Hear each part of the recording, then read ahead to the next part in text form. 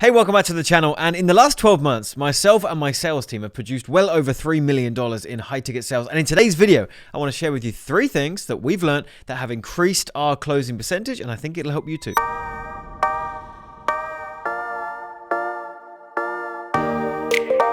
Firstly, if you're new to the channel, welcome. My name is Penberthy. I'm the founder of a marketing education company called AdClients, and in the past few years, we've generated over $15 million in revenue, and I use this very channel as an outlet to share with you the lessons that we're learning and the things that we are testing. So in the last 2 years, myself and my company, we've been focusing quite heavily on high ticket sales, taking on premium level clients, working really closely with them. And of course, if you're going to sell something high ticket, it takes a phone conversation. There are certain types of products and courses and trainings that you can sell that are priced appropriately to just sell to the masses, right? But as you start getting into the territory of selling coaching for $2,000, $3,000, $4,000 and above, it really takes that one-to-one phone call. So many people seem to freak out over, taking sales calls as if you've got to be a sales pro and a sales master and you've got to have studied this stuff extensively for 10 plus years. It's really not the case.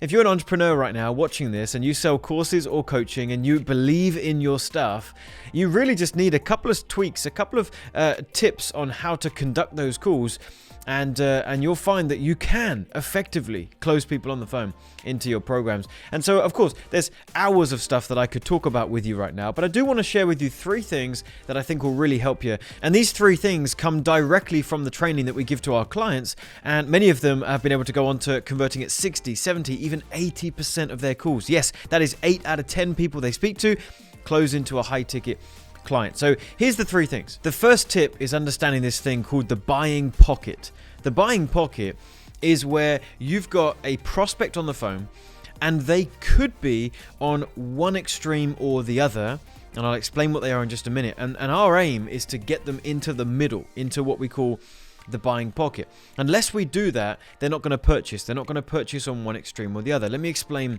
what the extremes are. The one extreme is that someone is incredibly fearful. They do not believe in themselves. They don't think they can achieve the outcome that your coaching can help them with. They suffer from all this belief and self-belief. Suffer from self-belief, self-doubt. Doubt. On one side of the extreme, you've got people that are incredibly fearful. They have huge self-doubt. They don't even think they've got what it takes to get the result with your coaching. So if they don't believe in themselves, then they're not going to invest in your coaching, and it has nothing to do with you. It has everything to do with their belief in themselves. So that's the one extreme. The other extreme is on the phone with someone who believes they can do it themselves, believes they already have all the tools and skills necessary to achieve the result that your coaching could help them with. Now, that is usually a smokescreen, right? That is usually them just trying to puff themselves up and not show their true colors, on the phone call with you. But if they are exuding that kind of language and talking in that way, they're actually talking themselves out of the sale at the same point. So those 2 extremes, we have to have a conversation that takes this person down a few notches and this person up a few notches. Now, again, we haven't got enough time to go into the details of all the specific questions that you should be asking, but just keep that in mind. The questions that you're asking, the way you're conducting the call, the things that you're probing them with on that phone call need to be identifying where they're at and then bringing them up or down. So if somebody is sounding like they're a know-it-all, and then you need to ask questions like, so James, can I be honest with you? Yeah. Why are we on the phone today? It sounds like you've got this all sorted, so why are we here? Or comments and questions like, so what's stopping you leaving this phone call and going and doing it tomorrow? Like asking those types of questions to draw out of them well, actually, don't really know, right? Or, well, maybe I do need some help. So you need to bring this person down. And to this person, it's speaking directly to the fear and instilling some new belief in them. So that's the first thing, is understanding this thing called the buying pocket, and then your emotional intelligence just needs to catch up to the conversation and find out where they're at and bring them to the buying pocket. The second tip, and this is a big one, and this one actually plays into what I said in the beginning of this video, that you do not need to be a sales master to conduct these calls and have people enrolling into your programs. You just need to be good at just a handful of things. And here, with tip number 2, is a really important one. It's asking good questions and asking lots of questions.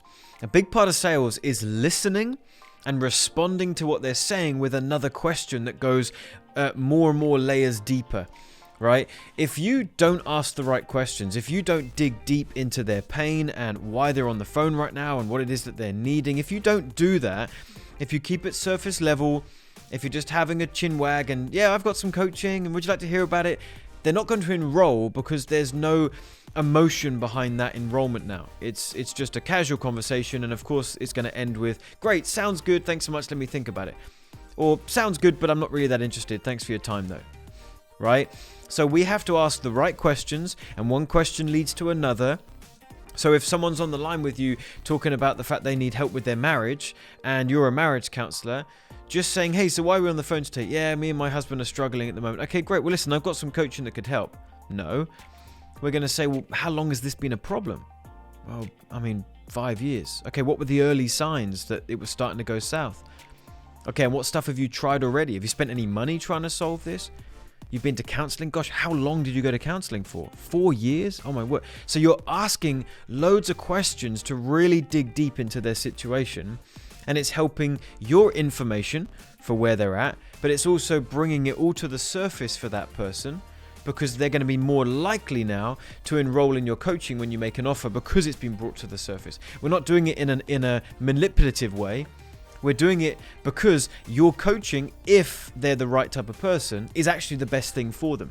And if it's the best thing for them, we should be doing everything we can to lead them to the right decision for them. So asking good questions and lots of questions is very important. The third thing, and I want to leave you with this, is you've got to learn to get comfortable being uncomfortable on the phone. I've seen this time and time again with our clients, with my own sales team, that if any of them find it difficult to ask difficult questions, if any of them want to stay away from feeling uncomfortable on the phone, then of course we are having just a comfortable conversation. If we're having a comfortable conversation, then the prospect has not been brought out of their comfort zone, and people don't make big buying decisions when inside their comfort zone. Right? For you to have someone enroll in your coaching, it's probably going to take that person coming out of their comfort zone. It's not comfortable to spend $5,000 on coaching, or $3,000 or $10,000, whatever the price of your program is. That's not a comfortable feeling, right? You get that knot in your stomach when you make that investment. So they have to come out of their comfort zone to enroll in your program. So why are we trying to stay inside of our comfort zone? When you're on these phone calls, ask those questions that feel probing and feel a bit like, oh, I just asked that. But that's going to draw out of them what is necessary for the call to go in the right direction. So tip number 3, learn to be comfortable with feeling uncomfortable. Hopefully this has been helpful for you. If it has and you'd like more of this stuff, then of course subscribe to the channel, but also there's a link in the description box and it'll take you to an extended free training that I've put together for you, that we go into sales, yes, but we also talk about the sales funnel needed to turn a stranger into a hot prospect ready to close on the phone. And we also talk about the traffic that fuels the whole machine. If you want to learn A to Z, the marketing system that I teach my clients, click the links in the description box and that'll take you to that free training, and I hope you enjoy it. That being said, do me a favor, hit the like button on this video. It really helps us and the channel, and check out some of the other videos that we've got on the channel here as well. Some of them are popping up on the screen right now. I'll see you soon.